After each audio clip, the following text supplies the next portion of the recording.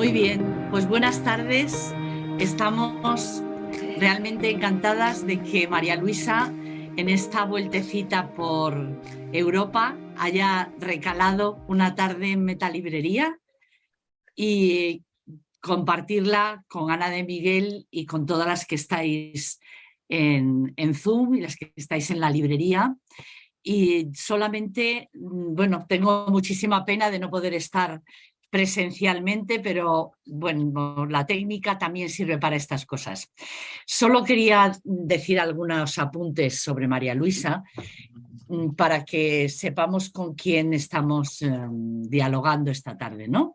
Primero, ella empezó a estudiar en España, en la Complutense, donde se doctoró en filosofía y ha sido y es profesora de la Universidad Nacional de La Plata de Antropología Filosófica, Género y Derecho de los Humanos de las Mujeres.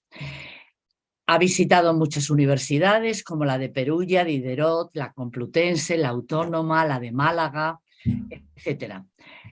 Ha recibido el premio Knox por la trayectoria académica, también es profesora distinguida de la Universidad de Buenos Aires y doctora honoris causa por la Universidad de Córdoba. Fundó el Centro Interdisciplinario de Investigaciones de Género en el 2006, así como la especialización en Educación en Género y Sexualidades.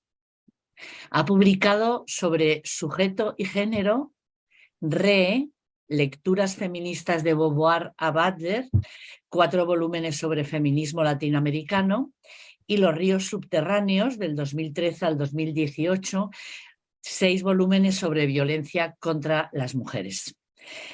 Del 2013 al 2017 ha publicado 3 trabajos sobre Judith Butler, que yo creo que es muy importante tenerlo en cuenta, dadas las discusiones que en este momento en España tenemos, ¿no?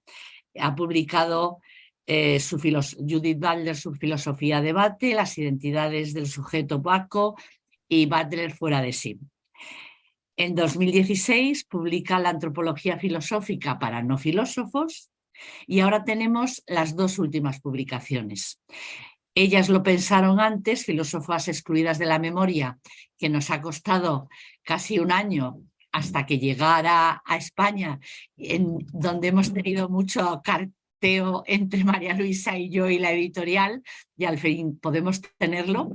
Y sorpresivamente, el último suyo, Simone de Beauvoir, Madre del Feminismo, que realmente ni siquiera sabíamos que había salido y nos dio Almuzara una gran alegría cuando pensamos, tenemos el libro y tenemos a la autora. Así que bueno, como veis, nos espera un rato agradable de compañía y de charla. Muchísimas gracias, Ana. Bueno, Ana de Miguel, conocida por todos, amiga y vecina de Metalibrería, porque ser del barrio también es importante. Ella es profesora de Filosofía Moral de la Universidad Rey Juan Carlos, pero no voy a presentar nada más, creo que es suficiente. Muchísimas gracias a las 2. Bueno, muchísimas gracias, Margarita. Felicidades, que es tu cumpleaños y nos sentimos todavía más contentas y honradas de recibir a María Luisa Femenías en un día tan señalado. Bueno, estamos aquí rodeadas de amigas y de filósofas, psicoanalistas, gente joven, un ambiente de verdad estupendo para debatir justamente sobre estas 2 obras que están aquí, creo que se ven bien, ¿no? De 2 de las últimas publicaciones de María Luisa Femenías, que tú ya has comentado. Yo voy a hacer muy brevemente una reflexión y le voy a pasar la palabra a María Luisa para que ella nos hable de por qué escribió estas obras, cómo se gestaron, qué espera de ellas y luego debatir con ella. Brevemente, pues lo que quería decir es que, a ver, un poco de balance. Las mujeres que estamos aquí, quienes estamos aquí hoy, pues tenemos razones para estar contentas o satisfechas en algunos aspectos. estamos varias de filosofía, justamente, y hemos recorrido un camino muy largo. María Luisa dedica el libro sobre Simone de Beauvoir a Celia Amorós y al seminario Feminismo e Ilustración, en el que nos conocimos, algunas de las que estamos aquí.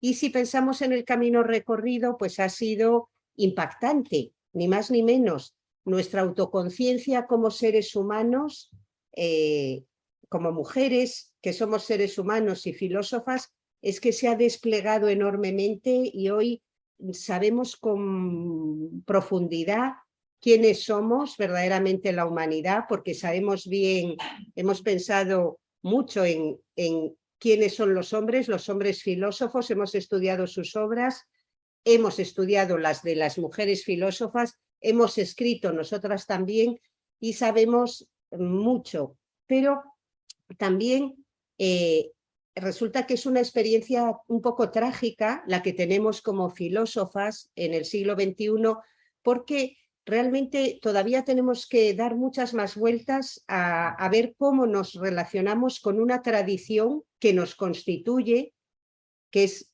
Rousseau, es Kant, es Aristóteles, de cómo nos relacionamos con una tradición que nos constituye, pero que nos constituye como humanas, pero como inferiores al mismo tiempo, y como seres cuyo proyecto de vida es servir al proyecto de vida de otras personas. Entonces, esa experiencia trágica que tenemos al pensar en los filósofos, no tenemos esa experiencia trágica cuando se trata de estudiar y leer a otras personas que también nos han constituido y que son las pensadoras, las filósofas, las psicoanalistas, feministas, y esto es lo que ha hecho María Luisa Femenías con estos dos libros. Ella, con el libro que me dice, ya tiene muchos años, su libro sobre Aristóteles, un modelo para desarmar, ella nos muestra cómo debemos relacionarnos de forma sana e inteligente con una tradición como es la filosofía patriarcal. Y ella es un modelo, ese mismo libro, de cómo no vamos a renunciar a Aristóteles, pero vamos a colocar en su sitio con nuevas preguntas, con nuestro juicio global sobre su obra, etcétera. Pero no cabe duda que los libros que nos presenta aquí son muy distintos de cuando dialogamos con Kant o Leibniz. Dialogar con estas pensadoras es un ejercicio también de profundidad que nos convoca aquí y que, María Luisa, pues ya te reclamo para que nos expliques tú estas un dos poco obras. la génesis. Primero quiero agradecerle a Margarita Pinto que haya abierto este espacio para recibirme, para recibir el libro, que se haya tomado la paciencia y el trabajo de escribirme cuando no conseguía el libro porque lo quería conseguir y entonces había que hacer una especie de puente con la librería, con la editorial que me publicó, que es la editorial Lea en Buenos Aires, al punto de que la editorial Lea tomó conciencia de que había muchísima dificultad para enviar los libros de Buenos Aires a Madrid o a cualquier otro lugar latinoamericano por estas redes que yo desconozco, pero que funcionan gracias a sistemas como Amazon, etcétera, que se tornan a veces barreras infranqueables. Entonces la editorial Lea, con muy buen criterio, decidió firmar un contrato de reedición en España de las dos obras. Entonces, ustedes van a encontrar que las que están aquí, las dos que están aquí, dicen Editorial Lea, editado en Almuzara. Es decir, lo edita una editorial que está situada en Córdoba, España. Porque en Argentina tenemos otra Córdoba, copia de la anterior. Y que es muy buena editorial. Sí. Entonces eso yo lo agradezco infinitamente porque yo personalmente no podía sortear esa dificultad y la editorial se tomó el compromiso de hacer este contrato y van a ver que ambas obras están reeditadas en España y por eso se pueden difundir y por eso esta llegó casi inmediatamente, porque ya está reeditada acá con contratos reeditados acá. Entonces, eso es algo que yo le tengo que agradecer a Lea, porque realmente no es habitual que una editorial ceda de una manera así más o menos generosa un fondo editorial para que se reproduzca en otro nivel. Y lo digo porque hay un libro después de estos que no sé si va a llegar en algún momento a Madrid, salvo los que yo traiga en la valijita, porque la editorial no quiere hacer contrato con ninguna otra editorial, llamémosle extramuros de Buenos Aires, con lo cual implica una serie de dificultades editoriales que ustedes conocen y yo no voy a repetir. ¿Cómo surgieron estos dos libros? A ver, lo primero que tengo que hacer es un agradecimiento un tanto chocante. Le tengo que agradecer a la pandemia, el encierro, a las leyes y decisiones políticas de mi país que nos tuvieron año y medio en confinamiento y donde era ya insoportable la televisión, el cable, comer a cada rato porque era el único entretenimiento que había. Es decir, había toda una serie de dificultades. Ya había leído las novelas que tenía en mi casa y ya las librerías estaban cerradas, los archivos estaban cerrados, las bibliotecas estaban cerradas, se podía salir una vez por semana a comprar alimentos y a pasear el perro. Yo no tengo perro, no sabía si alquilar uno para sacarlo a pasear. Es decir, el confinamiento fue muy severo para todos y en Buenos Aires fue particularmente severo porque fue más largo, según hemos estado viendo en estadísticas, que en otros lugares. Entonces, después de hartarme de hacer zapping y todo ese tipo de cosas que uno hace, que intenta además hacer ejercicio y en la casa no es lo mismo que en un gimnasio, no es lo mismo que salir a caminar, etcétera, etcétera, y de ver que estaba engordando, entonces decidí que algo tenía que hacer con las cajas de archivo que yo tenía y que no había abierto, pero que como me había jubilado y estábamos en pandemia, podía abrir. Entonces, escalera, placar, y entré a bajar cajas de archivo y a ocupar toda la sala ordenándolas con algún criterio que a mí me pareció sensato en su momento, y dividí esto para esto, esto para esto, esto para esto, y surgieron toda una serie de cajas donde yo guardaba fotocopias e información manuscrita, suelta, fotocopias sueltas, de mujeres filósofas. Y ahí me acordé de una anécdota que tiene muchísimos años, calculen década del 70 y algo, donde yo empezaba mis prácticas de filosofía en una escuela secundaria y donde una alumna harta de ver filósofos un día se paró y muy airada me dice: es que no hay ninguna mujer filósofa. Y yo me quedé pensando, yo daba mis prácticas, nunca había visto en ese momento una mujer filósofa, porque en esa época tampoco se veía Hannah Arendt, que es una mujer filósofa que se ve aunque no hubiera habido ningún tipo de reivindicación feminista. Me quedé pensando y yo dije, no sé, porque no me atreví a decir no. Dije, no sé, voy a averiguar. Claro, la averiguación me llevó como 40 años, pobre alumna, yo ya no tengo modo de rastrearle y de contestarle. Pero pensando en esa anécdota, digo, es verdad, no tenemos un manual de filosofía, un libro de filosofía al que pueda recurrir la docencia que quiere incorporar mujeres filósofas a su currícula. Porque lo que viene estipulado son manuales donde solo hablan de filósofos y a veces hay unos recuadritos allá, algunas editoriales tienen unos recuadritos donde dice que el filósofo también defendió, o alguien defendió, vaya uno a saber quién defendió, los derechos de la mujer, pero no está puesto en palabra propia de las mujeres. Está puesto como un recuadrito que si uno quiere lee y si no, no lee. Entonces lo dejé como macerando la idea, pensando. Por suerte tengo balcón y regaba mis plantas, que nunca estuvieron tan regadas en la vida, y resolví que valía la pena escribir algo, saliera lo que saliera. Iba a empezar por la que me caía más simpática y después iba a ver si le daba cuerpo y si tenía sentido darle cuerpo. Entonces empecé, no por el principio, como se supone que uno debería hacer cartesianamente, sino que empecé por una argentina bastante desconocida, que es Elvira López, que fue la primera doctora en filosofía de Latinoamérica, digo de Argentina, pero en general de Latinoamérica, egresada de la Universidad de Buenos Aires con un doctorado en 1901.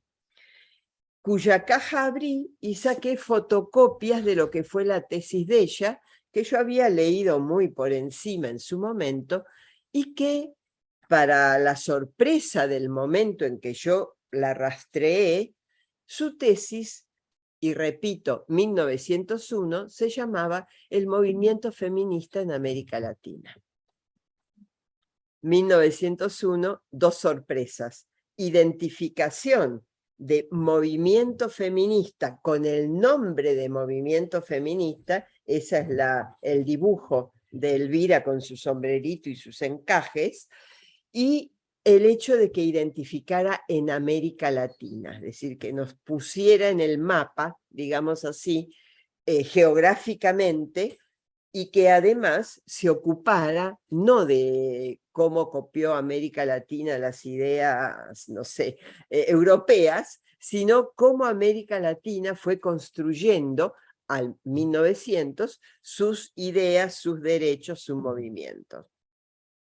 La obra tiene como 300 páginas, es una obra que para los estándares de la época está muy bien hecha, porque en esa época nos encontramos con doctorados que tienen 70 carillas. O sea, digamos la verdad, es una época donde todavía no estaba pautado el reglamento de doctorado, en América Latina me estoy refiriendo, y donde incluso muchas universidades ni tenían doctorados porque era algo que no se usaba, comillas. Es decir, el espíritu pragmático y la necesidad y la urgencia de constituir naciones no daba a veces para estar pensando teóricamente algunas cosas, sino para hacerlas, para la acción, para la implementación. Entonces empecé por esta muchacha, ahí me enteré de que su hermana, Ernestina López, había hecho la primera tesis.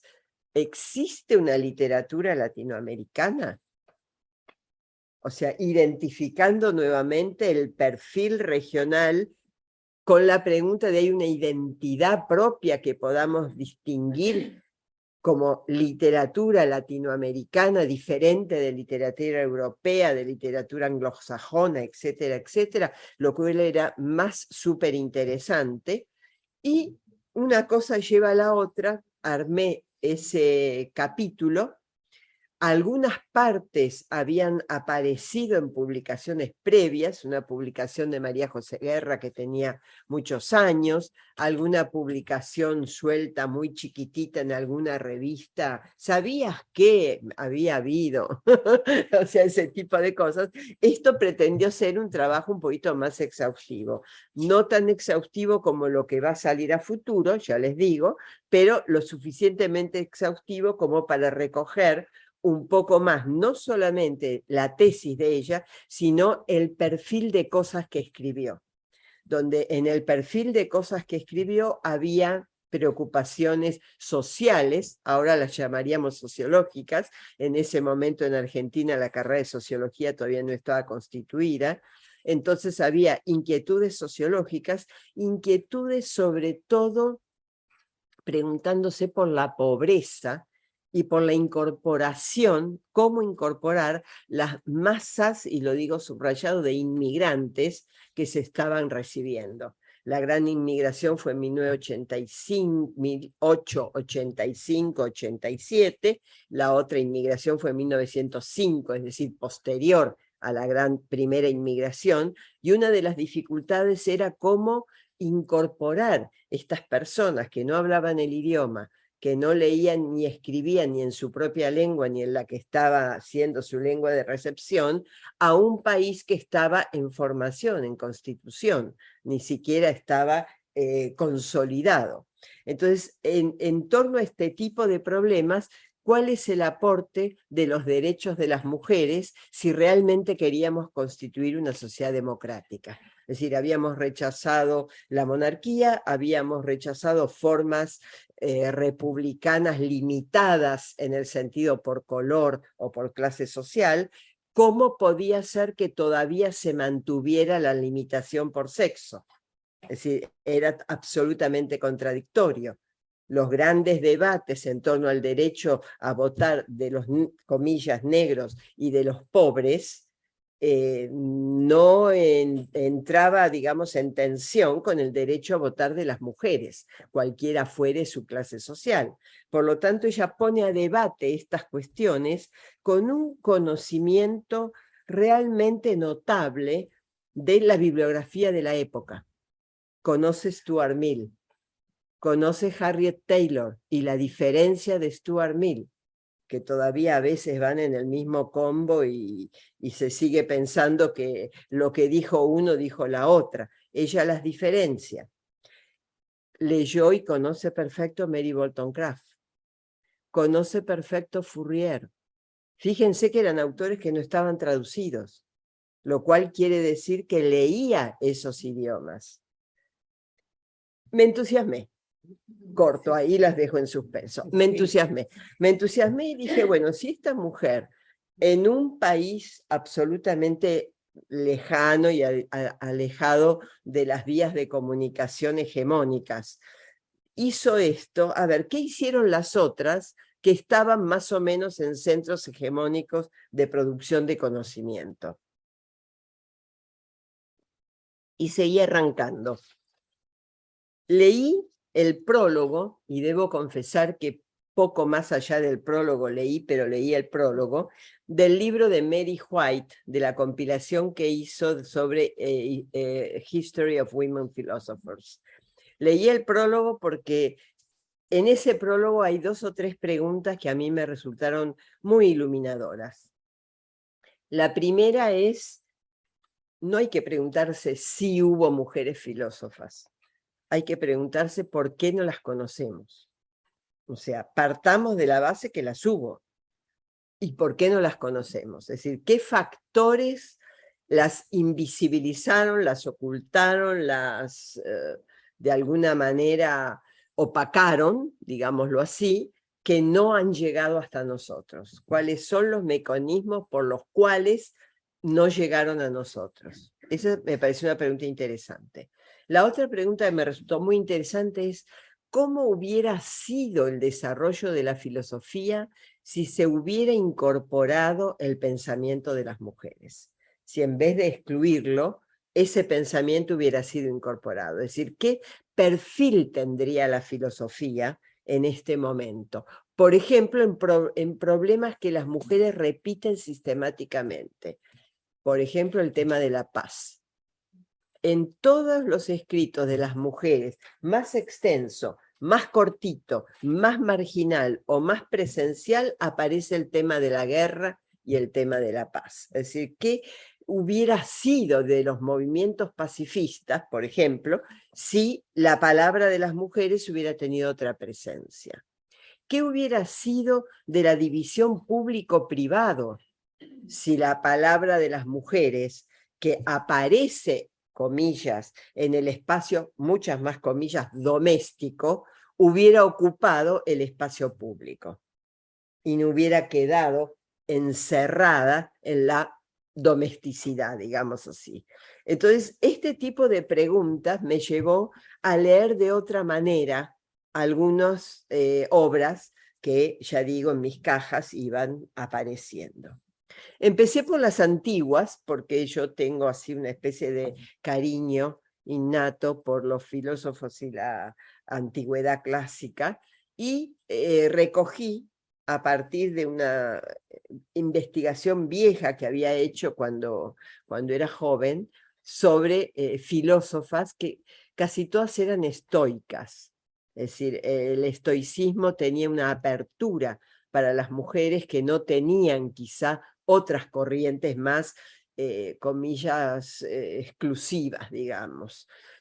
Los estoicos, sobre todo el estoicismo romano, muestra gran cantidad de mujeres, y no debemos negar que la academia neoplatónica tuvo incluso una directora mujer, hasta donde sabemos, que fue Hipatia. Y de eso hay gran registro debido a que fue asesinada por las incipientes turbas en ese momento entre cristianas y, qué sé yo, no sé, andantes, digamos, y que realmente destruyeron por fanatismo, por ideología, por creencia, por fe, no sé qué, cómo explicarlo, todo lo que fue la Biblioteca de Alejandría, que era donde tenía ella radicada su proyecto de investigación, digamos. ¿Qué hubiera sido de nuestro conocimiento del sistema planetario si lo que ella describió como la elipse de la Tierra y no el círculo alrededor del Sol, en la elipse, explicando veranos e inviernos, etcétera, etcétera, hubiera pasado a la ciencia siguiente y no hubiera quedado a descubrirse hasta Copérnico? Y hubiera seguido rigiendo el modelo ptolomaico, que realmente, digamos, era de un universo cerrado porque era un universo aristotélico. Es decir, todas esas preguntas son contrafácticos, no podemos saber qué hubiera pasado, pero hubiera sido interesante por lo menos plantearnos, porque si no parece que el aporte de las mujeres es más de lo mismo, lo que está en boga, repetimos lo que todo el mundo ya sabe y dice, sino que acá había investigación original que se perdió y que realmente de alguna manera desapareció de la memoria colectiva hasta que se comenzaron a recuperar estas mujeres. De la antigüedad clásica, donde hay algunas que reivindican su derecho a pensar y entonces reivindican las escuelas estoicas a las que pertenecen porque les permiten formar parte, ahora diríamos de los workshops, ¿no es cierto? Les permitían formar parte de los banquetes y supongo yo que participar del vino que se repartía, etcétera, etcétera. Me interesó pasar a dos en paralelo, dos autoras en paralelo, Ana Comnena, que es menos conocida, e Hildegarda de Bingen, pero no tomando a Hildegarda como santa Hildegarda, sino a partir de todos los análisis que realiza de botánica, sobre todo de botánica y de medicina. Hay un número interesantísimo de mujeres que estudiaron medicina, que investigaron medicina y que se preocuparon de cuestiones que se preocupaban menos los varones. Por ejemplo, claramente el embarazo. Por ejemplo, claramente la incidencia de la luna en el embarazo, que eso los varones no lo habían detectado, pero las mujeres sí. Por ejemplo, cuestiones que tenían que ver con la menopausia, cuestiones que tenían que ver con la menarca, cuestiones que tenían que ver con los ciclos vitales de las mujeres, y algo que aparece en Oliva Sabuco, que a mí me llamó mucho la atención, que es el deseo. Fíjense que era algo absolutamente prohibido. Sin embargo, hay un reconocimiento de que en tanto humanas, las mujeres también desean y también tienen derecho a manifestar y a ver cumplidos, digamos, sus deseos. Algo que me llamó la atención, y lo voy a poner, hay algunas filósofas que las pongo en paralelo, Ana Comnena como primera historiadora mujer de la cual tenemos registro, que cuenta en uno de los episodios que a mí me conmovió mucho, es el ingreso de los cruzados a Constantinopla. Entonces uno ve no los santos que van hacia Jerusalén, sino una horda desarrapada que viola, roba, ocupa territorios. Es decir, es una mirada totalmente diferente de la tradicional y que realmente es muy rica porque era una mujer muy culta, muy inteligente, donde ella pone además sobre el tapete algo que nos resuena absolutamente. Ella era la hija mayor de Alexis no sé cuántos, rey de Constantinopla y de Bizancio, emperador bizantino. Su hermano siguiente es varón Juan, llamado Juan. Pelean por el derecho sucesorio. ¿Por qué? ¿Quién obtiene el trono? ¿El primero que nació, que era ella, o el primer varón que nació, que era el hermano? Y ahí ella con toda claridad ve la tensión entre una línea patrilineal, perdonen la redundancia, de herencia al trono y su derecho legítimo de ser la emperatriz, porque ella era la hija primera de Alexis y había sido educada por su madre y por su suegra para ser la emperatriz. Sin embargo, en estas tejes y menejes de poder, que los historiadores conocerán, pero yo paso por alto, gana él, que fue un mal emperador, entre otras cosas, pero ella se vio obligada a refugiarse a un convento. Se llevó a su séquito, a su madre, a su suegra, a todas las mujeres que había por ahí, y formó el primer centro de traductores del griego clásico al griego bizantino, del griego bizantino al latín y al árabe. Hay muchos autores clásicos que yo he leído que se recuperaron porque ella fundó ese centro de traducción. Miguel de Éfeso se conoce porque fue uno de los grandes traductores de la obra aristotélica al castellano, iba a decir, ojalá, no, al griego bizantino moderno de esa época, obviamente, al latín y al árabe. No es una obra menor. Puse en paralelo a Cristín de Pizan y a Sor Juana Inés de la Cruz, porque hay como cierta, no solamente comparten época, sino, Cristín de Pizan es un poquito mayor, pero digamos que comparten, pero las dos tienen prohibición de hablar después de tener grandes éxitos en sus obras, y a las dos se les prohíbe la palabra. Las dos mueren en situación de enfermedad, encerradas, con prohibición de palabra, es decir, hay como ciertas cosas que se repiten en el viejo continente, en el nuevo continente, en la zona este y en la zona oeste. Después rescaté a María de Sayas, que me hizo muchísima gracia, me encantó, me pareció súper divertida, por lo tanto había que poner algo divertido entre tanta cosa fuerte, digamos, de invisibilización. Incorporé a Anna Finch, que es la vizcondesa de Conway, porque es la primera que le hace una crítica fuerte, pero además una crítica no teológica, sino filosófica, la primera que yo conozco. La miro a Conce, que es especialista en la época, y digo, la primera que yo conozco, una crítica fuerte a Descartes, al tema del interactivismo mente-cuerpo. Ella sufría grandes dolores, probablemente tuviera algún tumor cerebral, algo por el estilo. Entonces, ¿cómo puede ser que su cuerpo le doliera de tal manera y ella tuviera conciencia de ese dolor si no había algún tipo de conexión, digámosle así, entre el alma racional y el cuerpo? Y Émile de Châtelet, que fue una vida que a mí me conmovió muchísimo. Mary Wollstonecraft, que todo el mundo la conoce un poquito más. Alejandra Kollontai, que la trabajó muchísimo Ana, así que no voy a decir nada. Un capítulo le tenía que dedicar a Simone de Beauvoir porque no podía faltar, y ese capítulo me animó, por todo lo que no me cabía para decir en el capítulo, a escribir el otro libro. Digo, todo esto que se me ocurre decir en un capítulo no cabe, entonces seguí escribiendo y ese capítulo empezó a crecer, y cuando terminé, ellas lo pensaron antes, decidí que lo redondeaba en un libro sobre Beauvoir. Después incorporé a algunas mujeres que desde el punto de vista estricto no son feministas. Hannah Arendt no era feminista.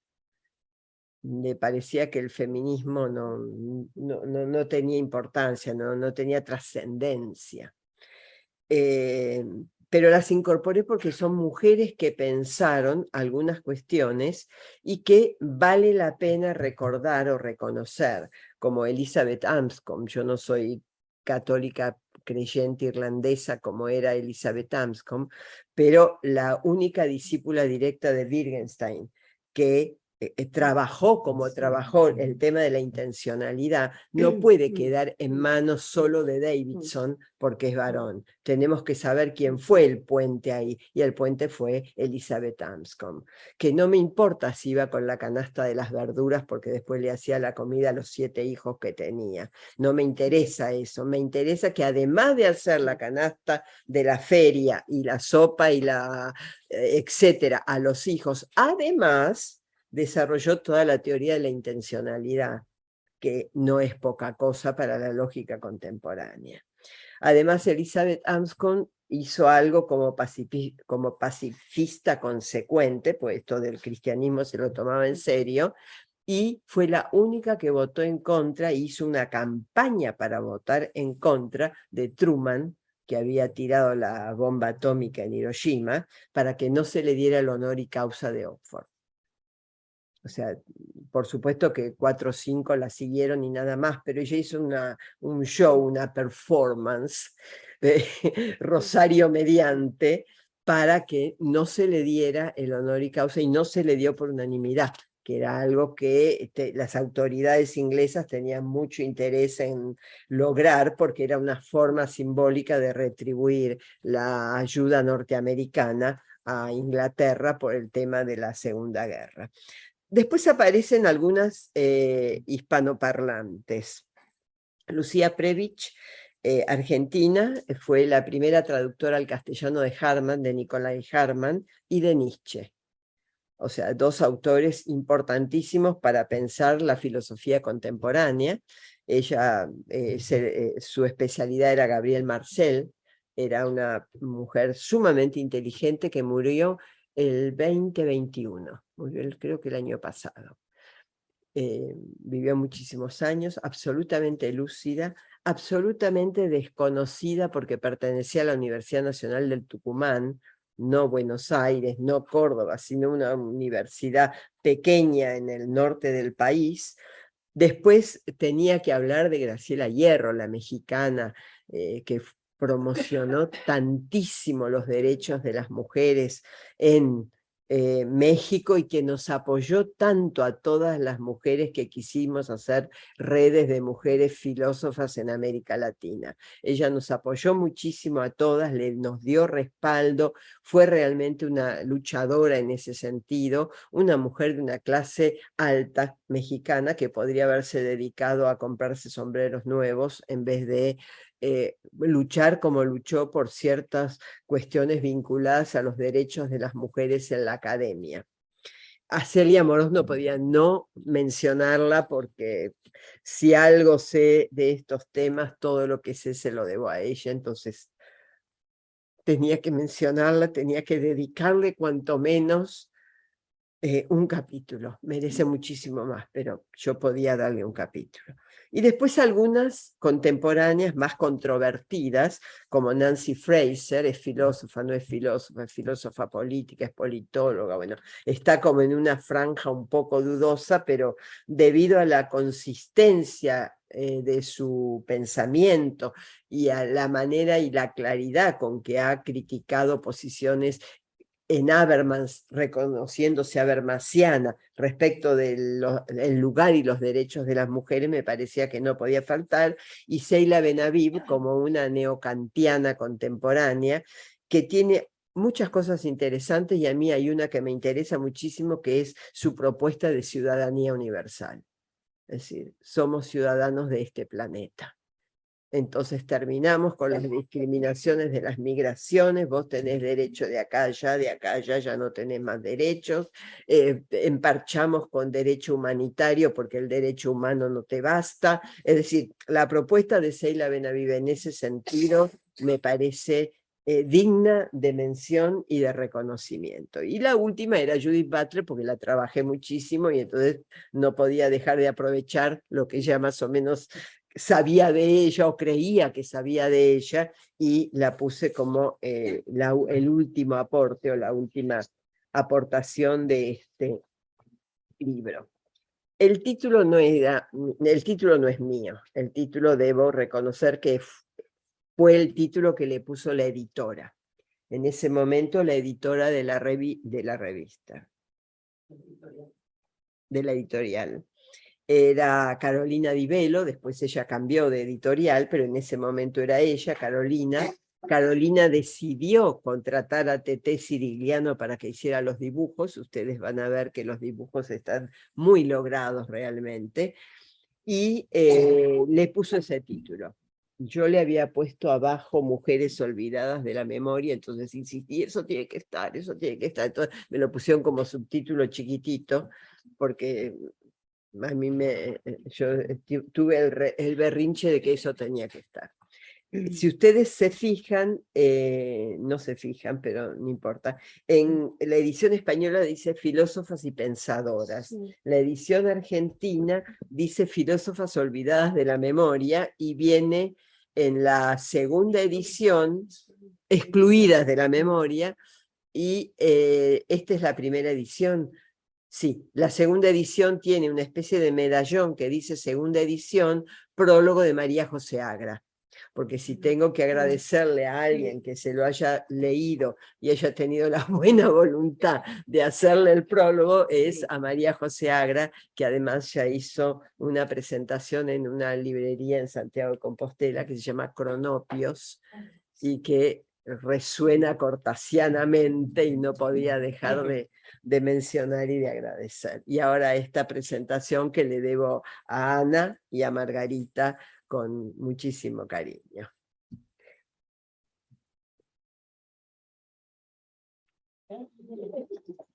Gracias.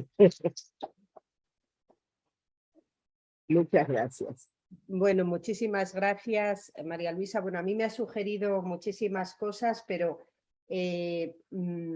voy, en primer lugar, y os voy a dar la palabra ahora enseguida, y luego que nos hables igual un poco más del libro de Simone de Beauvoir cuando te recuperes. Sí, es que en la pandemia, aparte de hacer estos dos libros, pues María Luisa es también pintora. Y ha realizado unos cuadros que la verdad nos gustaría poner porque nos parece, no sé, ahora pues nos parecen una muestra de cierta libertad que yo quiero comentar, y voy a ver si os los pongo, compartir pantalla. Hago un pequeño, había que hacer educación, o sea, había que hacer gimnasia. Y yo soy de una torpeza absoluta para la gimnasia. Entonces decidí que iba a hacer gimnasia pintándola en los cuadros, porque yo no podía hacerla. Esto es cuando ya me dan el premio por la gimnasia que he hecho durante la pandemia. O sea, esta era la última, digamos. Esa cara se puede interpretar como una cara de cariño hacia... No, de satisfacción del premio obtenido, de satisfacción al premio obtenido, por favor. Esa soy yo haciendo gimnasia. Qué bueno. A ver. Es que parece el COVID-19, que lo tienes aquí de... Claro, es que las hice todos el 2020, todos estos. ¿Es óleo? Pues... Es óleo, sí, es óleo. No sé si tienen que ver con la obra, pero es que son extraordinarios, de verdad. Mira. Este es el que tiene más éxito, con el que me siento más identificada. Ahí ordenando los papeles, ¿no? Para seguramente, sí. Es toda la gimnasia que hice, agacharme cuando repartí todas las cajas y tenía que seleccionar.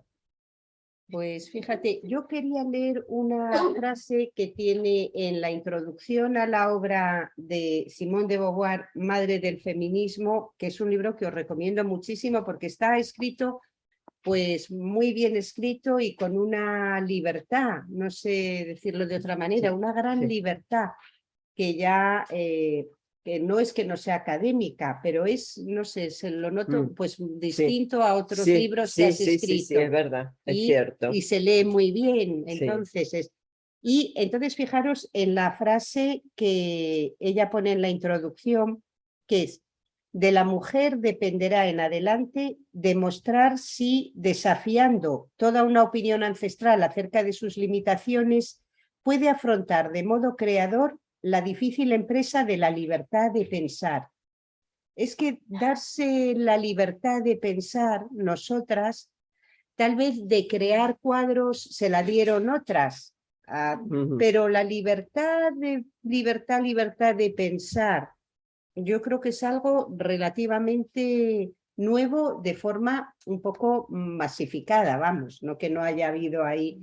Y es que no quiero dejar de citar una cita que yo elegí para un libro mío, muy reciente también, de la gran Virginia Woolf. Y es que me encanta, o sea, bueno, esta es de Lucía Piosek de Prebisch, que es la filósofa que trabajó en Tucumán toda su vida. Que está en el libro, o sea, fijaros qué parecida es de Simone de Beauvoir, de una habitación propia. Yo cogí esta frase. De Virginia Woolf. Sí. Si nos adiestramos en la libertad y el coraje de escribir exactamente lo que pensamos. Y es algo que me ha llamado muchísimo la atención, porque es, tú te adiestras en el coraje, en la valentía y en la manía cotidiana de decir lo que piensas y de decirlo con fundamento, si es en un libro, y con menos fundamento si es en la barra de un bar o en, o en clase incluso. Con otro pero fundamento. Esa libertad creo que es algo que es el momento en el que estamos, de pensar con libertad, como hizo el Estagirita. Ahí, cuando antes hablabas de cómo es que hay un libro aquí, que es Aristóteles, el deseo de saber, tipo cómic, muy bonito, y el nuestro es el deseo de comprender también cómo la humanidad ha ido como ha ido, y ahí en ese haber ido como ha ido es que está el que no estuviéramos nosotras, como bien ha dicho María Luisa, o sea, este mundo, esta comunidad humana, las cosas no van bien del todo, hay cosas, y nosotras nos tenemos que tomar la libertad y el poder de hacer algo. Bueno, pues con esto yo digo tres cosas que diga ella, o si alguien ya quiere participar, lo voy apuntando. Ah, sí, eso. Este libro está editado aquí también, me parece. No, este está editado allá. Simone de Beauvoir es una de esas personas que en general las mujeres hemos leído en la adolescencia o en una juventud muy temprana, y hablo por mí, no por el resto, pero hablo por mí, la mitad de las cosas de las que hablaba no entendía nada. Y quedaban como flotando en una especie de limbo, y con el correr de los tiempos iba cayendo, como decimos en Buenos Aires, la ficha, y se iba acomodando, como en el Tetris antiguamente, en el lugar adecuado, y una iba terminando de entender Beauvoir a lo largo de los años, a lo largo de las experiencias de la vida. Entonces, siempre fue una pensadora familiar y al mismo tiempo desafiante. Desafiante porque siempre caía una respuesta que uno había leído en algún momento de la vida en Beauvoir, en una novela o en El segundo sexo, porque Beauvoir escribió muchas novelas bastante pesadas para los ritmos de hoy. Yo pienso La invitada, por favor, yo la leía ahí en las vacaciones de verano y me parecía maravillosa, y ahora yo no sé si soy capaz de releerla completa, pero quiero decir que siempre dejaba algo, siempre quedaba algo sin entender, sin explicar, que había que esperar la experiencia para sintetizarlo y hacerlo carne de alguna manera, carne teórica. Me gustó escribir el libro porque el capítulo me desbordaba. Entonces, cuando el capítulo me desbordó, hice un archivo aparte y le puse futuro libro. Y a futuro libro, en el archivo original, entré a recortarlo para que fuera un capítulo. Cuando encaré futuro libro, dije, hay que empezar con Beauvoir, pero de otro lado. No podemos empezar como siempre empezamos, nació, fue pequeña, en memoria de una niña formal, cuenta esto, cuenta lo otro. Entonces, empecé por cómo el equipo de traductología de la Universidad de La Plata, de traductología de francés de la Universidad de La Plata, habíamos rastreado las traducciones de Beauvoir al castellano, quiénes de toda la obra, quiénes las habían hecho, cuándo se habían hecho y qué recorrido habían tenido. Perdonen.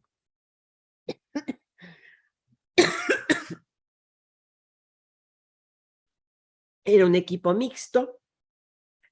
Beatriz Cagnolati dirigía la parte de traductorado de francés. Ella era la directora de la carrera. Me falla el sonido. Si No, me falla el sonido un poco cuando hablo. Me pasaba cuando daba clase también, así que no asocien, por favor, los psicólogos a abstenerse. Entonces yo coordinaba la parte de filosofía, porque había cuestiones que para traducir, si no se entendía la cuestión filosófica, no se traducía correctamente, sí las palabras, pero no los sentidos. Entonces fue un equipo que aprendimos muchísimo, los de filosofía de traducción, los de traducción de filosofía, fue un equipo hermoso. Entonces empecé por ahí, por esa experiencia tan rica y tan linda de ver quiénes habían traducido Beauvoir al castellano. Y ahí nos enteramos de varias cosas. Primero, que fue el primer idioma, no francés obviamente, al que se tradujo. Segundo, que fue Buenos Aires, con una editorial que se llamaba Sige, que desapareció hace miles de años, la que publicó la traducción del Segundo Sexo. Tercero, que Victoria Ocampo instó a que se tradujera ese libro. Ella, que no se decía feminista, que no le gustaba el existencialismo, que tiene toda la obra de Sartre en su casa museo de San Isidro, toda la obra de Sartre en francés, toda la obra de Lacan en francés, toda la obra de Freud en alemán, y lo leía, porque no es que lo tiene ahí de adornito, uno ve las páginas marcadas, y tiene toda la obra de Beauvoir, y que parece que no se llevaban demasiado bien, sin embargo instó que se la tradujera. Y lo primero que se traduce al castellano, aparece publicado un artículo en Sur, que era la revista que ella dirigía. Y a partir de ahí contrata a un señor que era abogado, pero que se ve que la abogacía no era lo suyo y operaba de traductor, tenía un seudónimo, Pablo Palant, para no mezclarse con el nombre de abogado que por ahí le hacía cortocircuito después en los casos, tradujo El Segundo Sexo. Y fue interesantísimo comparar, porque yo no puedo comparar con el alemán porque no sé nada, pero comparar con inglés y la gente que sabía otros idiomas del equipo, comparar frases claves, cómo se habían traducido de manera diferente. Y daban pie a un biologicismo o daban pie a un aspecto más, yo diría, hasta teológico de comprensión del sujeto. Entonces empecé por ahí. Y me encontré con que mucha de la obra de Beauvoir fue traducida por escritores y escritoras argentinos de primer nivel. Por ejemplo, Beatriz Guido, que fue una escritora del boom de los 60. Por ejemplo, Saer. Artículos, ensayos sueltos. Por ejemplo, Ezequiel de Olazo, que fue un filósofo importante. Te miro y te digo Ezequiel de Olazo. Es decir, personas que tenían un nivel no solamente de francés importante, sino que además o eran literatos o eran filósofos y tenían una comprensión general de lo que podía ser la obra. Eso para nosotros fue un descubrimiento interesantísimo porque implicaba un doble, algo así como un doble beneficio de esas traducciones. El beneficio de la traducción, de la comprensión teórica y filosófica y de la traducción literaria con estilo que podía hacer una escritora. Martha Lynch también tradujo cosas que no es la cantante ni tiene nada que ver, pero que también era una escritora reconocidísima en ese momento. Entonces, ese fue un inicio interesante. Y después me interesó agrupar problemas. En vez de empezar cronológicamente, tomar algunos problemas, no todos, y sobre todo la discusión, el debate que generó la obra de Beauvoir en Francia. Es decir, primero pasa Sin pena ni gloria, después se arman unos debates terribles con el PC, con los que no aceptaban la posición existencialista, etcétera, etcétera, pero además con muchas feministas que decían que Beauvoir, por la manera en que tenía de entender la cuestión, no lo era. Entonces tomo una pequeña polémica que está más vale en la última parte con Antoinette Fouquet, que era psicoanalista, y lee Beauvoir, y ahí me di cuenta de dónde había tomado los datos Lucy Irigaray, porque no me había dado cuenta hasta que releí todo eso y dije, ah, este era el punto de partida de Lucy Irigaray, donde debate y acusa a Beauvoir de mantener y sostener el patriarcado por no romper con el universalismo y no romper con algunos, comillas, algunas teorías filosóficas que a su juicio no apoyaban la causa de las mujeres. Entonces Fouquet es la primera que se anuncia de la diferencia, establece la diferencia propia de las mujeres la pone en la maternidad y hace un desplazamiento que, claro, debe haber horrorizado a Beauvoir, que decidió no tener hijos. Entonces, decirle que no es mujer porque no tuvo hijos y Fouquet poner el núcleo central de la reivindicación feminista en torno a una lectura de la maternidad, que es lo que hace después Lucy Irigaray, obviamente debe haber sido un chisporroteo más que interesante. Y de ahí tomo alguna disidencia y alguna, lo que aparece como las hijas de Beauvoir, las hijas que Celia Amorós decía legítimas y bastardas de Beauvoir, las legítimas por un lado, todas las feministas materialistas, y las bastardas, empezando con la raíz de Monique Wittig, que va a derivar hasta Judith Butler. Entonces, eso me interesó marcarlo porque, a ver, tomar a un autor aislado de sus contextos, de sus herencias y de sus herederos, me parece como despojarlo de la más grande riqueza, que es la polémica que genera.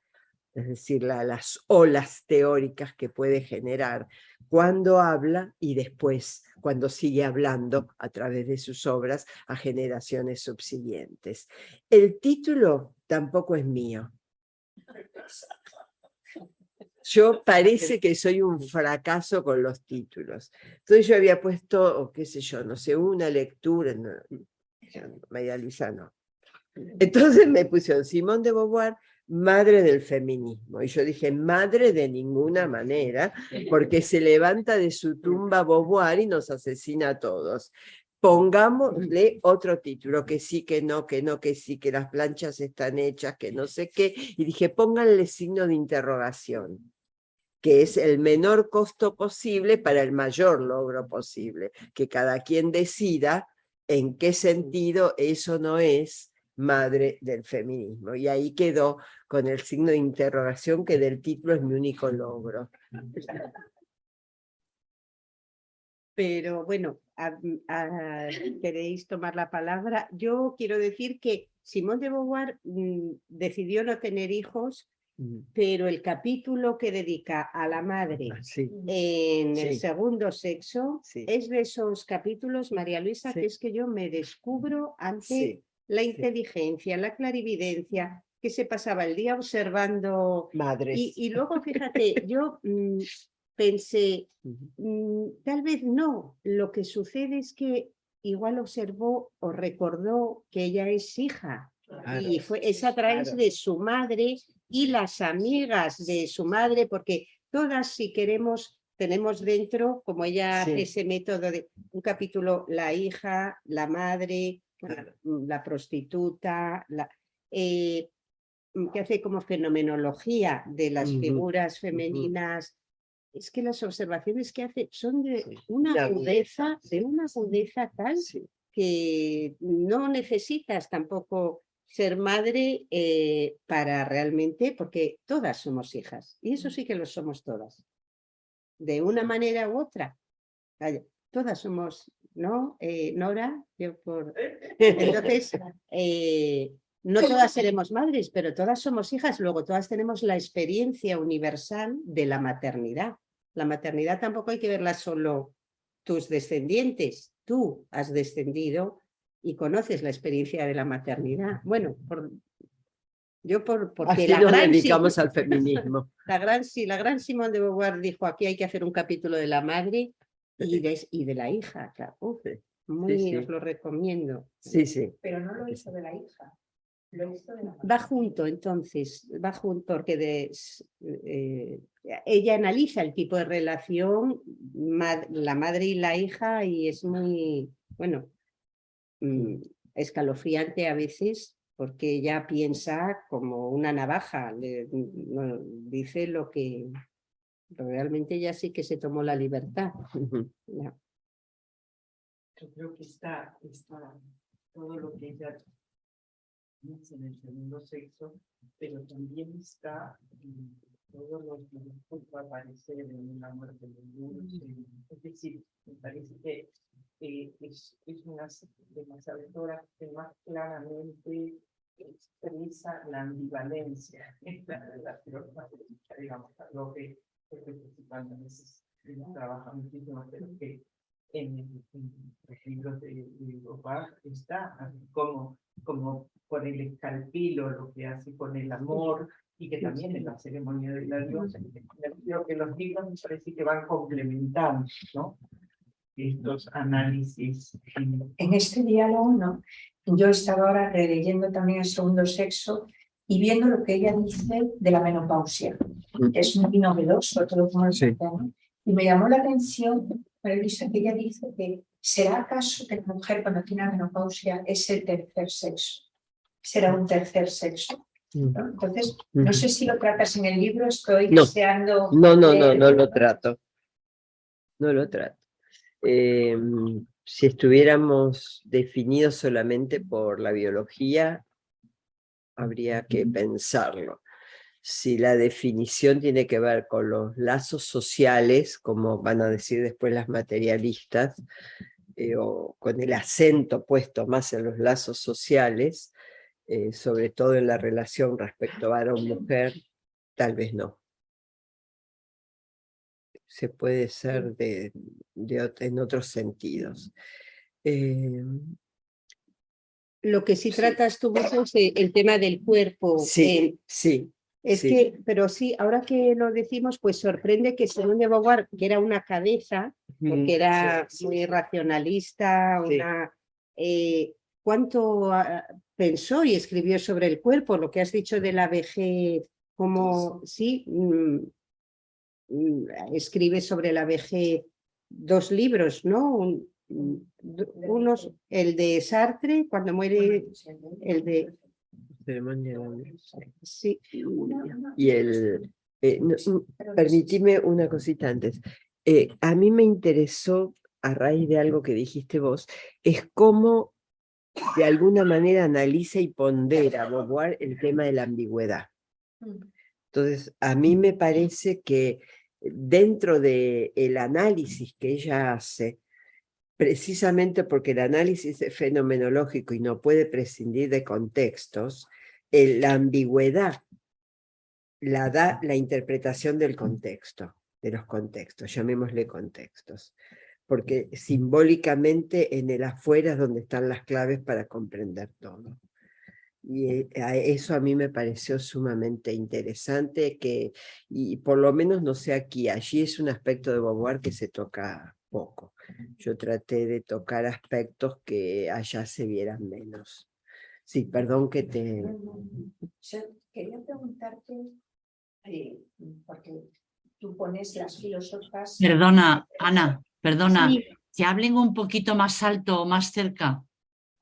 Sí, y digo quién está hablando o eso se ve bien. No, no se ve. No, pues está hablando, ha hablado Nora Levington y ahora habla Cristina Sánchez. Bueno, intenta, ¿se me escucha, Margarita? Perfectamente, ahora sí. Cuando tú pones, María Luisa, las filósofas en relación, Sí. ¿no? Y lo has explicado muy bien. A mí siempre me ha llamado la atención cómo las dos grandes figuras, Hannah Arendt y Simone de Beauvoir, no tuvieron relación entre ellas, a pesar de que escriben en el mismo momento, a pesar de que cuando Hannah Arendt, cuando Beauvoir va a Estados Unidos, está dentro del mismo círculo que claro, comentaba Arendt. Entonces hay como un aislamiento, ¿no? de las dos grandes figuras que me parece también muy paradigmático. Es ¿no? muy notable eso, es muy notable, porque uno, por lo menos yo me preguntaría, a ver, ¿a qué se debe la incomunicación? ¿Es una incomunicación que eligieron ellas? ¿Es una incomunicación que se le hizo desde los entornos porque no querían un diálogo, un debate, llamémosle, comillas, demasiado fructífero entre dos figuras que eran tremendamente relevantes?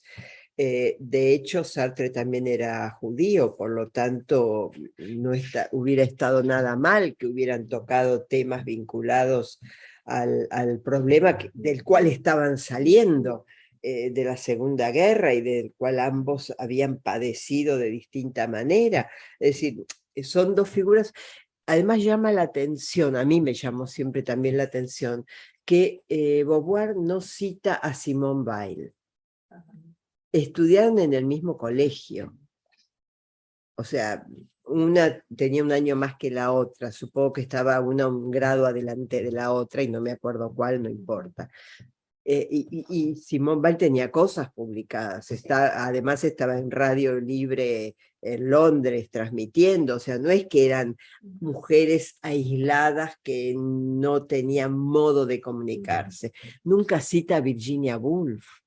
No puede ser que no haya leído el Orlando, no puede ser. Entonces, además lo debe haber leído en inglés, ni bien salió. ¿Por qué no aparecen citándose unas a otras? ¿Por qué no lograron? Yo no lo sé, ¿eh? A lo mejor por ahí ustedes tienen ideas que podamos discutir, pero es muy notable eso, que Pero no... eso sigue pasando ahora. Ya de vuelta es el paralelismo filosófico, ¿no? Ah. Que parece que uno escribe solo uno o una, y yo creo que ellas no estuvieron exentas de algo que se había percibido, ¿no? En la forma de escribir autores anteriores, ¿no? Pero ella, Simone de Pero Beauvoir cita mucha gente, cita muchas, bueno, y tendría que mirarlo, cita pero yo tengo el antropólogas, por recuerdo, ejemplo, sí. cita Ellas se apoyan antropólogas. mucho en lo que han dicho, sí. Pero no, a ver, yo no tanto filósofos, o sea, cita más, yo creo, del mundo de la antropología, quizás digo de la memoria, que filósofas o filósofos también.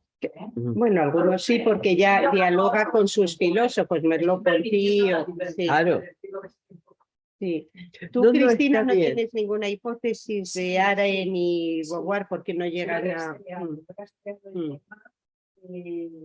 Bueno, por ejemplo, lo que has dicho de Simone Weil, Simone Weil, no recuerdo en qué lugar, dice que sí, que sabía, conocía a Beauvoir, pero pensaba de ella que era una pequeña burguesa. Sí, Qué sí, fuerte, Lo dice, sí, verdad. sí. Y de respecto a Arendt y Beauvoir, yo he rastreado hasta qué punto pudo haber más que un encuentro, un desencuentro. Yo creo que estaban en marcos teóricos de pensamiento muy opuestos. En un momento en el que había mucha oposición. Hannah Arendt se la había identificado más con Heidegger. Ella, Beauvoir, venía más pues, de otra tradición. Sí, seguro. Y por lo tanto ese encuentro yo creo que bueno, no se dio lo mismo que no se da ahora pues entre analíticos y marxistas. O sea, tampoco es... y no había esa sororidad. No, eso es cierto. Por lo tanto, no se citan, yo creo que sí que se leyeron, Sí, probablemente, pero seguro. escriben en el mismo momento, pero no hay ese traspaso más allá. Ahora, cuando Sartre se vuelve de Alemania, él iba con una beca con Heidegger, tampoco tienen que hacerse los distraídos. No es que iba con una beca con, qué sé yo, Marx. No, él iba con una beca con Heidegger, que después se tuviera que volver o decidiera volverse por cuestiones de la guerra, es otra cosa, pero tampoco es que podía no hacerse cargo de eso. Y ahí sí me parece que las posiciones filosóficas que creaban escuela creaban antagonismos vitales. Hay una pregunta, Margarita. Sí, hay una pregunta aquí. Ana, cuando quieras abres el micrófono. ¿Yo? Ana Rodrigo. Ana Rodrigo, soy yo.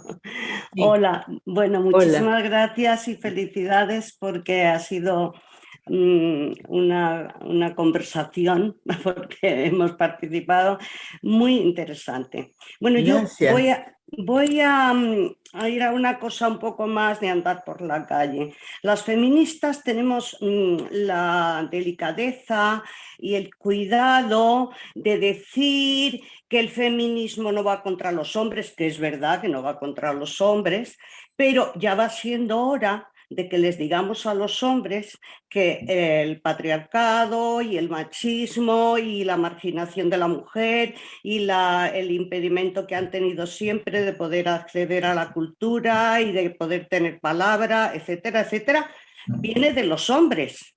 Y si eso ellos lo han tomado como si fuera una ley natural, que tenía que ser así desde siempre. Yo acabo de leer un libro de El hombre prehistórico, y también fue una mujer, donde se demuestra que no siempre ha sido así. No. Y otra cosa que hay que insistir en que la mayor parte de las culturas se han configurado desde las religiones, y las religiones nos han hecho un daño enorme a las mujeres, porque los dioses son masculinos, los fundadores de las religiones son masculinos, los dirigentes de las religiones son masculinos, quienes han hecho y quienes conocen y se ve que desayunan todos los días con Dios porque saben lo que Dios quiere en cada momento, han sido hombres.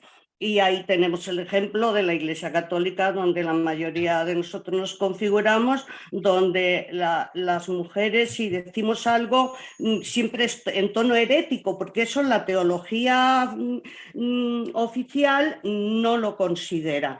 Entonces, yo creo que va siendo hombre, porque hay muchos hombres de que, como se sienten atacados, creen que el feminismo no es cosa suya, que las mujeres ya no las arreglamos. Pues hay que decirle que sí tienen muchísima responsabilidad a lo largo de la historia. La responsabilidad viene de ellos, que nos han tapado la boca. Yo siempre pienso en mi madre, que hace 100 años que era una mujer súper inteligente y se quedó ahí criando hijos uno detrás de otro, y cuántos talentos femeninos se habrán perdido por el camino a lo largo de la historia.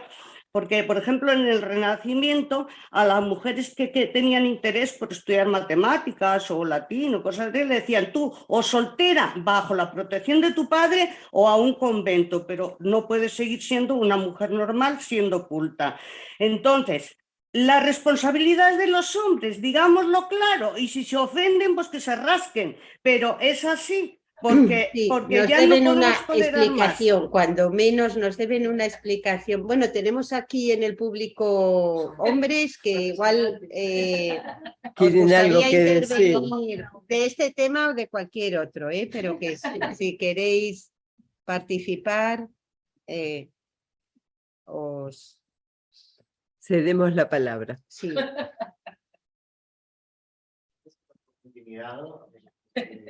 No, pero además porque no soy filósofo, ¿no?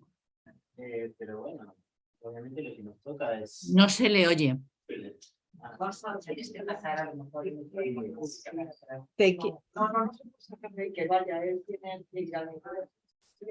Que no es filósofo y entonces pues tiene sus dudas sobre si intervenir o no, pero bueno, se escucha pero así. va a intervenir, Sí, sí, sí. pero va a intervenir. Muy bien. Y lo que nos toca es tratar de aprender, básicamente. Y yo no puedo hablar por la historia de los hombres, por además somos muy diferentes entre todos también, pero sin lugar a dudas tenemos que revisar un poco de dónde salimos, quiénes somos y también supuestos que cargamos con nosotros y privilegios que cargamos con nosotros. Es así, es una situación delicada, pero es lo mínimo que se puede hacer, ¿no? Cualquier persona que esté interesada como mínimo en la justicia social tiene que atender a la índice de género para resolverlo, ¿no? Para mejorarlo. Es cómo lo encaro yo, básicamente. Escuchar y hacer lo que puedo desde mi posición minúscula, ¿no? Básicamente eso. Muchas gracias. ¿Alguna intervención? Venga, adelante. Yo, a ver, tampoco soy filósofo ni nada, varios nombres que han mencionado mencionan más por de casa que de otra cosa. Pero hasta cierto punto me parece que también está bien decir si es contra los hombres, porque al fin y al cabo, históricamente es algo que siempre ha habido ligado contra los hombres.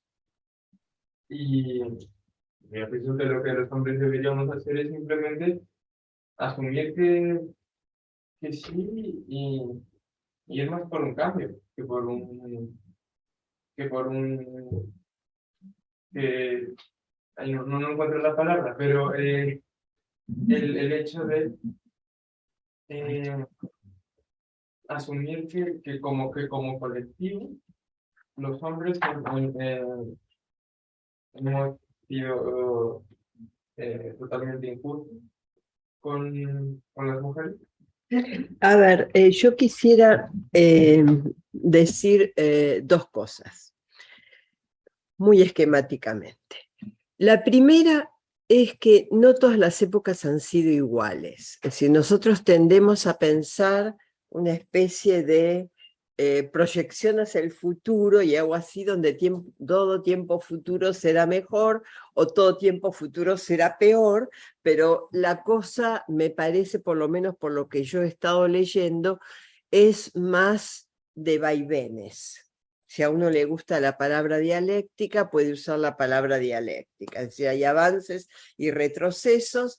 No todas las épocas son iguales, no en todas las épocas las mujeres han tenido ni los mismos derechos ni las mismas restricciones, ni los negros, ni los pobres, todo esto con comillas, ni los negros, ni los pobres, ni los extranjeros, etcétera, etcétera. Es decir, hay como, es un poco riesgoso, esa es mi idea, hacer algunas generalizaciones sin tratar de modelizar o perfilar algunos matices.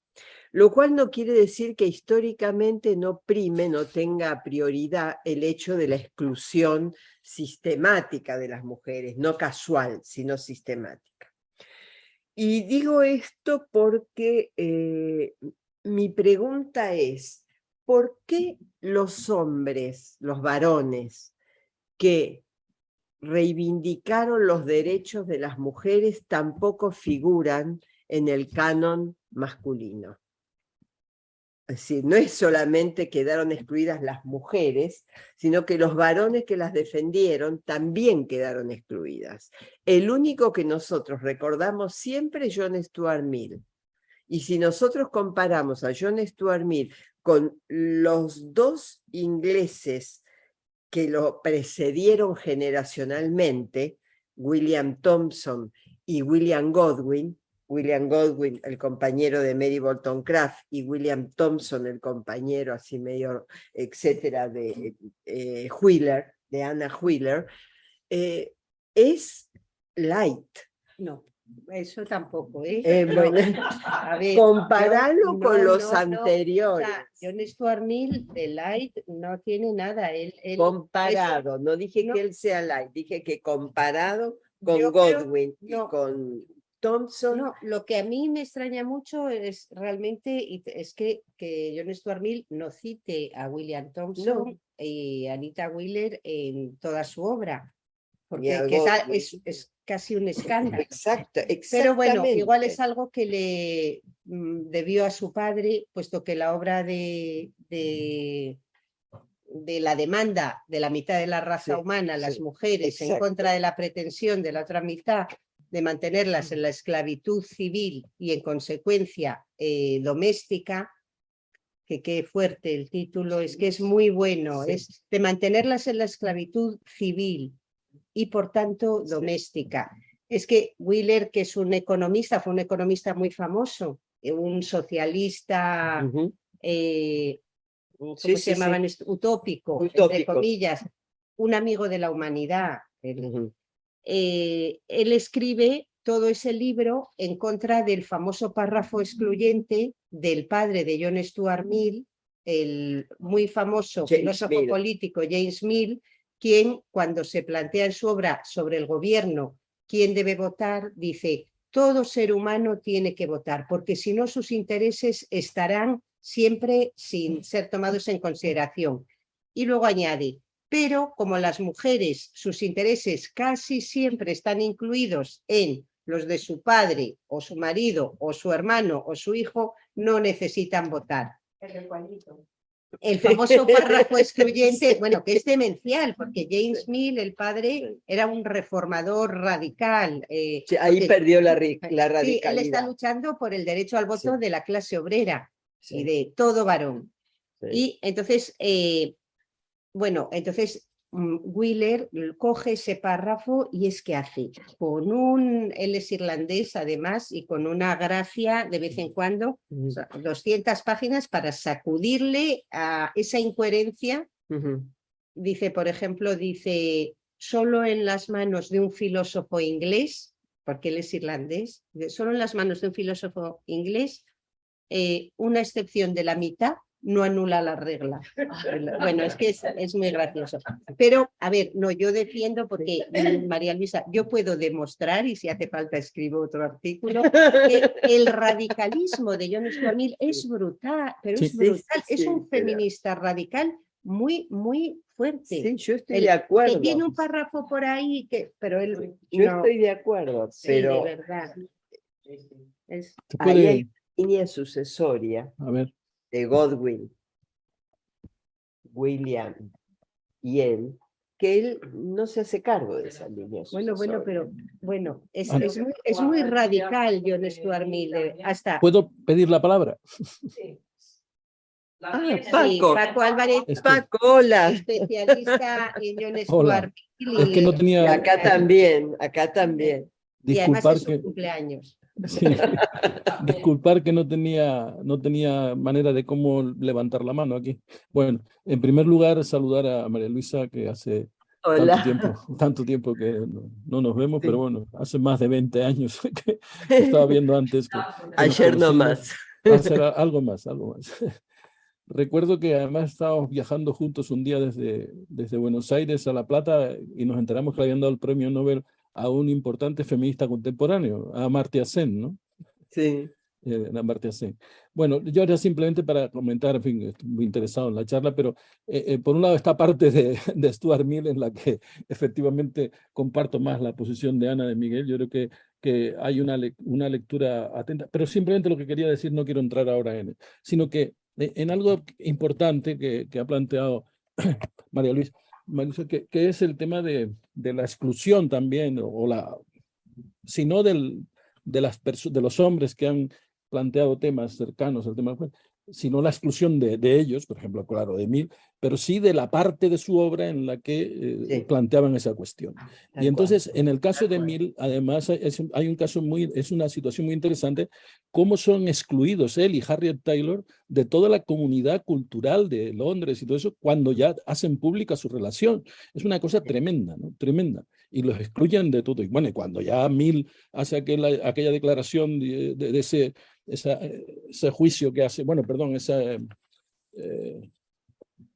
expresión pública que hace, diciendo, aunque sé que no sirve para nada esto, pero me voy a casar con esta señora, y pasa a ser una especie de serie infantil sin derechos, y quiero renunciar a todo eso y tal, aunque sé que no hago, lo hago público y tal y cual. Bueno, en ese momento se puso, y luego, posteriormente, o sea, no entrar más en eso, pero hay, por ejemplo, en los años 60 o 70 del pasado siglo, hay un combate ideológico contra Mill por parte o sea, no yo digo en el siglo XIX, sino en el siglo XX, potentísimo, y tratando de plantear que todo lo que decía sobre el tema de la mujer es porque, bueno, una interpretación psicoanalítica de que lo que pasaba era que cuando había dejado a su padre, que su padre era el que le mandaba y el que le dirigía y tal, y le obligaba a ser un utilitarista como Bentham, entonces sustituyó la figura paterna por Harriet Taylor, ¿no? Y que entonces todo lo que venía en sus libros, es la influencia de Harriet Taylor como una figura paterna que le domina. En fin, no quiero entrar más, pero prefiero que